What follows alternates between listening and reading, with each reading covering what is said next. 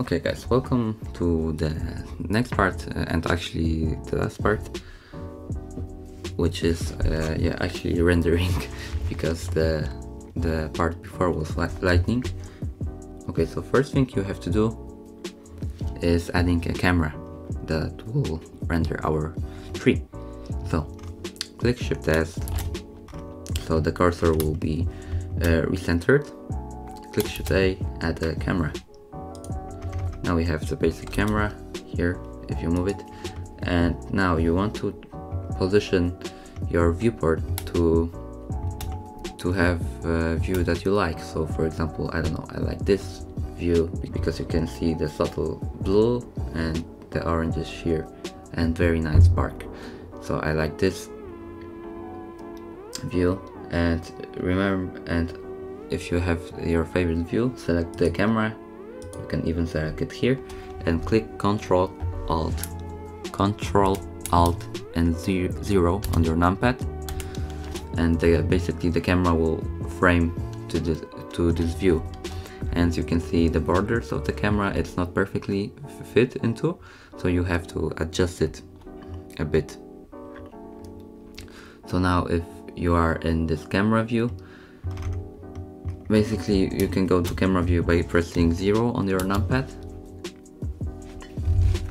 and if you don't have a numpad, just basically go to preferences, and here you can click emulate numpad, so you can use the default numbers on your keyboard. Okay, so now if you press 0 and you went to the camera view, we can actually move it. So if you press G, you see that I can move it now, and if I want to move it along some axis, just click the letter. So for example, I want it to be more far away, so I press Z, but now it's world position, world axis, and I want local, so I press Z once again, and if I now move back, I will move along local Z axis. So now I fit whole tree in my view, and I want my tree to be more to the left. I don't know why. Basically there's a rule of thirds, it's called, and you want to position your focal models points on that points, because this will make the composition look nice. So I want to shift it along x-axis, local x-axis, so I click double time X and I move it more to the left, and now it's more to the left. Okay, and now you can see the render. It's not beautiful because we have to enable post-processing. So if you go to render panel, here you have few options. So for example, ambient occlusion, we already know what is ambient occlusion. This will add the cavities to your model. So if I bump up the distance, maybe you will see something, but in my case it's barely visible. Maybe this will change something. No. Okay, it adds a bit of darkness here, but yeah, it's barely visible. Okay, but we can still leave it on. Bloom will basically make your leaves it will make things very shiny. So I will keep it at 0.55 for now. I will turn it off for now. I will come back to it later. Depth of field, as you can see, it adds some depth. So if you turn down the size, you will see more precise.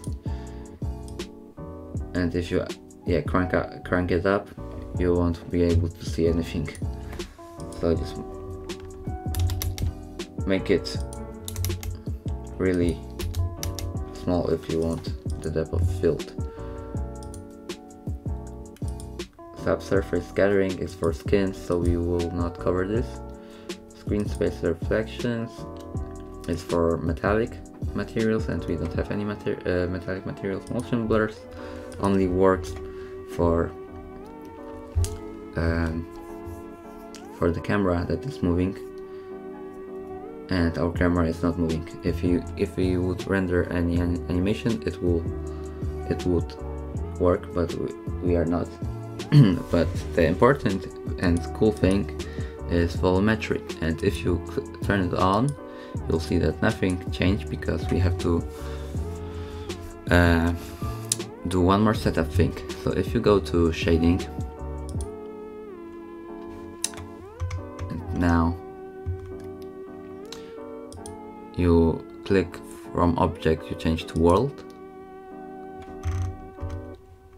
you can see that here you have the shader for the words. So basically it's now using the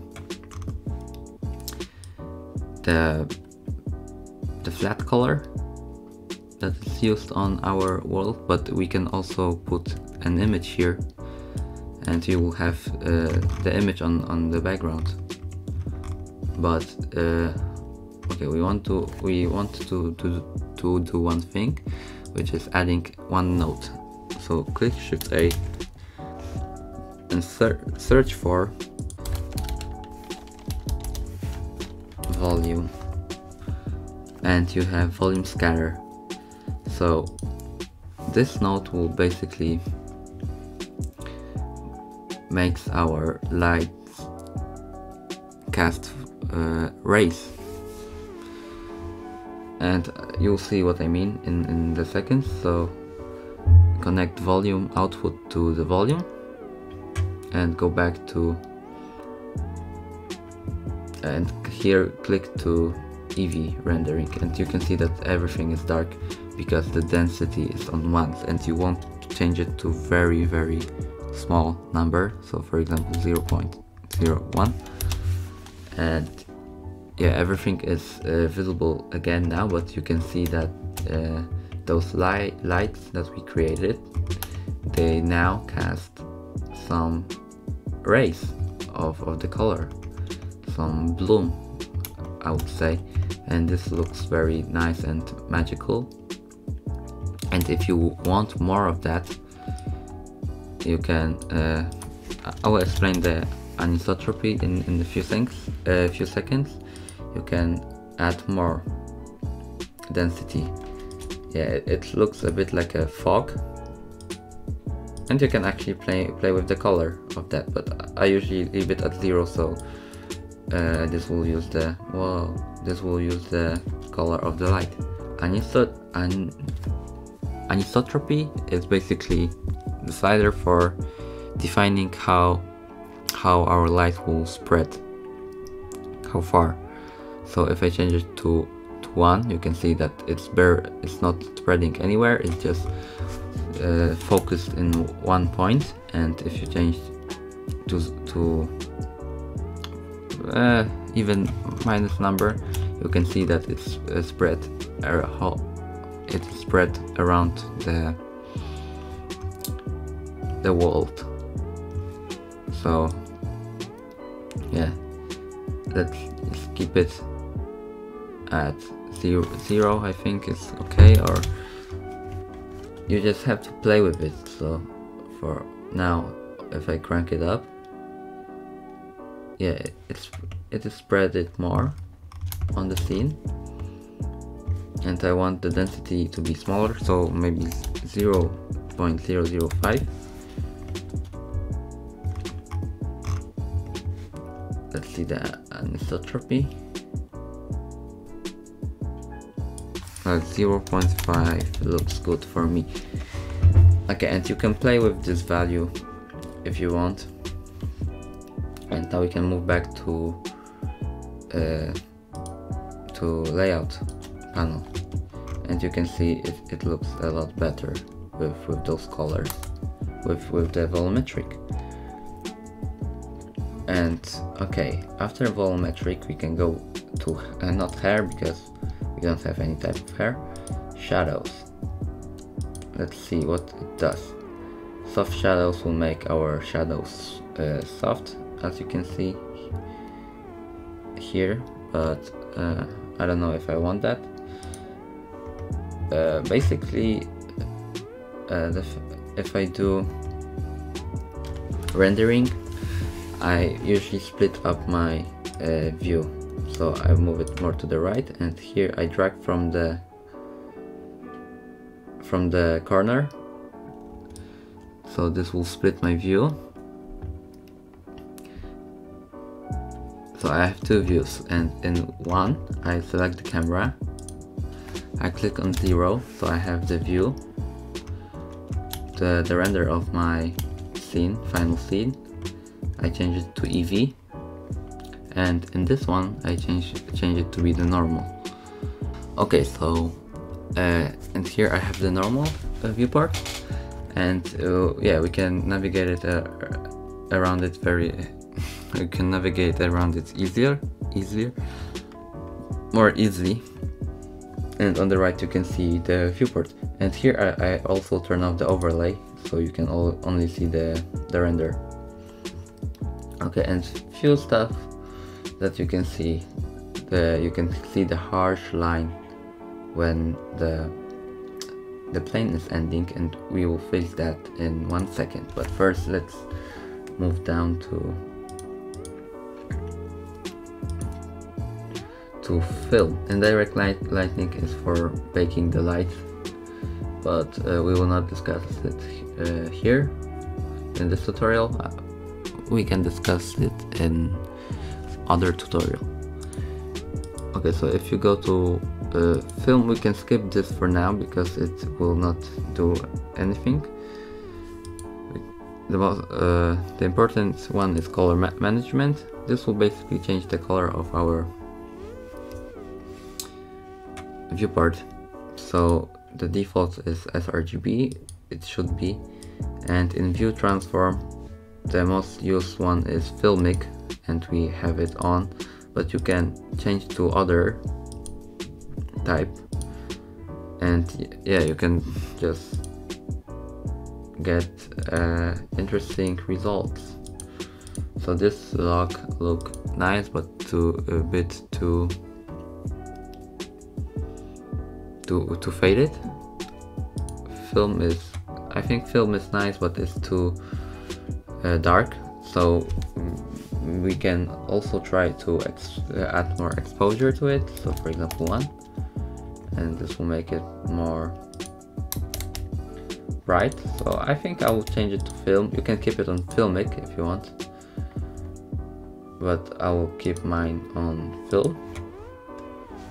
And as you can see, it's more stylized. I think it has more contrast between the the bark and the leaves, and I think it looks nice. And you can also use the curves. So if you want to change the individual color, make it more red, you can, or blue, you can drag the color level here. You can play with the values. So if you want more red, just drag to the left, etc.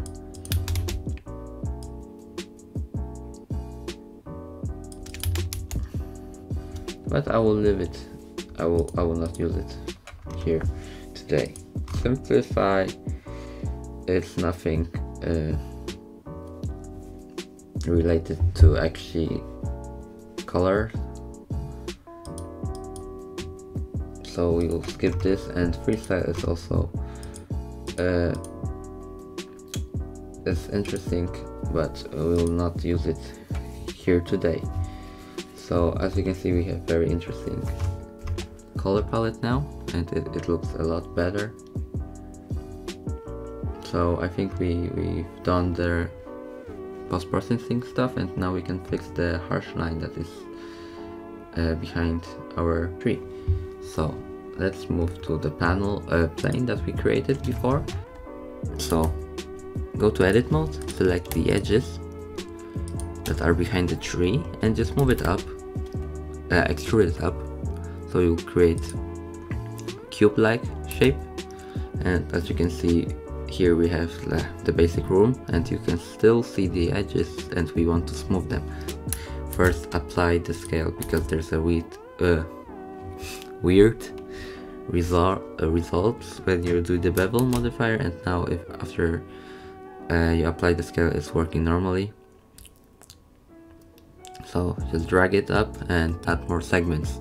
Okay, so I add around 5 of them and I apply, and I go back to object mode and I right click and click shade smooth. And now as you can see, it's more smooth now and it's less visible, as you can see. Okay, and the last part is going to edit mode, and you select the ground face and you right click, subdivide it a few times, so you have very small faces. And if you go to sculpt mode, you can actually use the grab brush here and you can move those vertices up to shape. Let's first turn off the symmetry here. And now you can actually shape some nice pics and the opposite of the pics.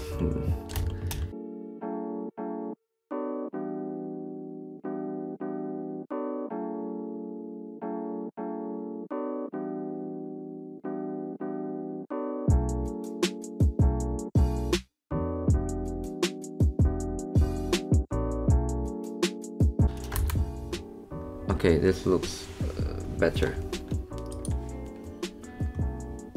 Okay, and now we can drag this to be bigger a bit, and we can select the ground, move out, select the ground, go to material, and I think I'll drag, let's see if I drag specular down. Okay, as you can see, if I drag specular down, we have no reflections, but I think it looks a lot better with reflections, so I will leave it as one, and yeah, I think it looks nice. Okay, maybe we can do one more thing. I don't like the shadow of our tree because it's pointing outwards the camera and you can't really see it, so maybe we can do something with it. So okay guys, after a bit of testing, I think I really I don't know how to, I think there's no way to delete this shadow.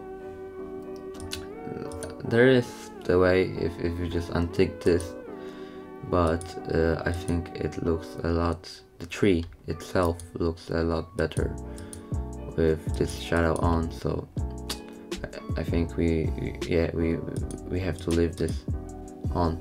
But one thing that I discovered is if you click custom distance, I think, and you play with the value, you can achieve some interesting results. So in my case 40 looks okay, and you can see the result of it. So if I have it checked, I think it looks better. So okay, so after we've done everything,